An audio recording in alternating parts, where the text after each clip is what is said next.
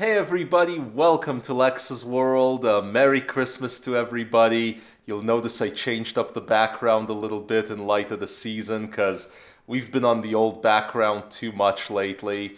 But today I wanted to do a quick how-to pro tip about diluting your pollen in order to make a whole lot more of it.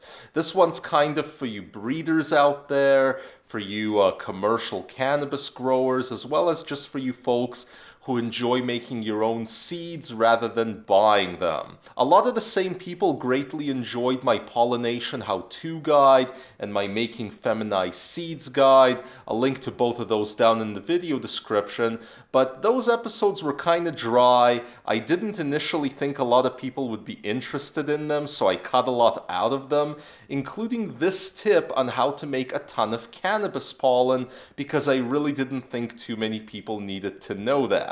But then I also didn't think too many people were going to watch those episodes, and they did, so shows you what I know. In any case, the solution to diluting pollen is flour. See, pollen is ridiculously potent, just insanely potent. So you can actually cut it with something, and as long as you keep it very dry and very clean while you're doing the cutting, you can actually create a lot more pollen and it'll still work terrifically.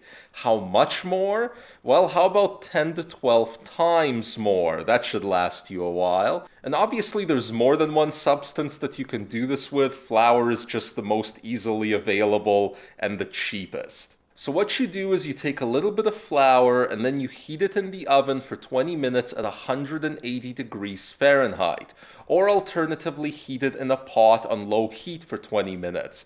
That creates what's called heat-treated flour, which is very useful for diluting things in while keeping them very clean, keeping bacteria out, and so forth. Once you're done heating it, make sure that it cools down all the way, and once it's fully cool, then you mix in pollen at a rate of 1/4 teaspoon of pollen to 2.5 to 3 teaspoons of flour.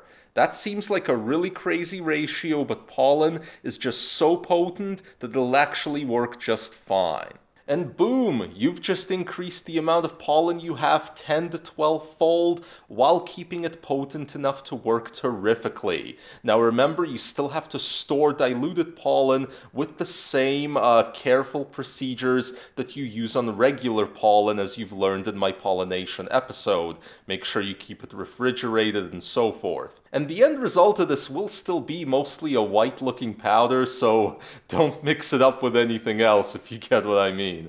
I also wanted to point out that cutting pollen in this way and increasing the amount you have isn't my idea. Credit goes to a fellow named Uncle Ben, who was a really big user in the Roll It Up forums for many years. He helped a lot of people. He put a lot of good information out there. I didn't agree with him on every single thing, but I really admired the guy for the efforts that he put in. So, Uncle Ben, if you're still out there, again, credit goes to you for this method, and I hope you're having a good Christmas. And that's my how-to tip for the day. Hope you guys enjoyed it. My regular viewers may have noticed I've been leaning a lot more into my off-topic channel lately, and you can probably expect that to continue.